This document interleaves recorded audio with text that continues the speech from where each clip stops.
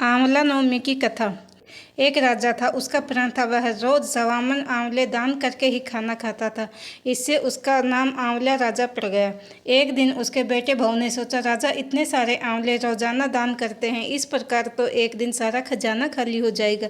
इसलिए बेटे ने राजा से कहा कि उसे इस तरह का दान बंद कर देना चाहिए। बेटे की बात सुनकर राजा को बहुत दुख हुआ और राजा रानी महल छोड़कर बियाबान जंगल में जाकर बैठ गए।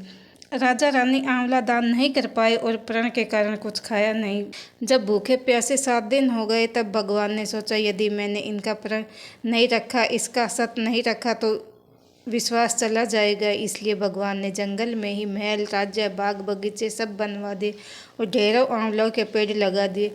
सुबह जब राजा रानी उठे तो उन्होंने देखा कि जंगल में उनके राज्य से भी दुगना राज्य बसा हुआ है। राजा रानी से कहने लगा, रानी देख, कहते हैं सत मत छोड़े, सत की छोड़ी लक्ष्मी फिर मिलेगी। आओ नहा धोकर आंवले दान करें और भोजन करें। राजा रानी ने आंवले दान करके खाना खाया और खुशी खुशी जंगल में रहने लगे।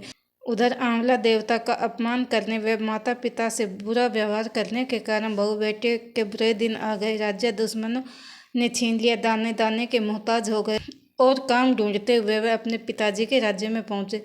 उनके हालत इतने बिगड़े हुए थे कि पिता ने उन्हें बिना पहचाने हुए काम पे रख लिया। बेटे बहू सोच भी नहीं सकते कि उनके माता पिता इतने बड़े राज्य के मालिक भी हो सकते हैं, सो उन्होंने अपने माता पिता को नहीं पहचाना। एक दिन बहू ने सास के बाल गूंथते समय उनकी पीठ पर मस्सा देखा। उसे यह सोचकर रोना आने लगा कि ऐसा मस्सा मेरी सास के भी था। हमने ये सोचकर उन्हें आंवले दान करने से रोका था कि हमारा धन नष्ट हो जाएगा।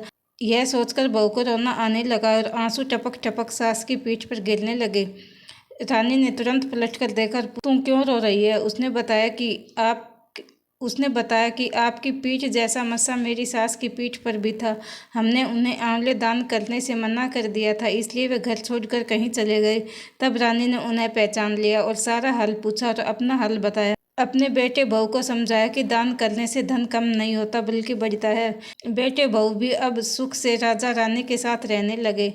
हे भगवान, जैसा राजा रानी का सत रखा वैसा सबका सत रखना। कहते सुनते सारे परिवार का सुख रखना।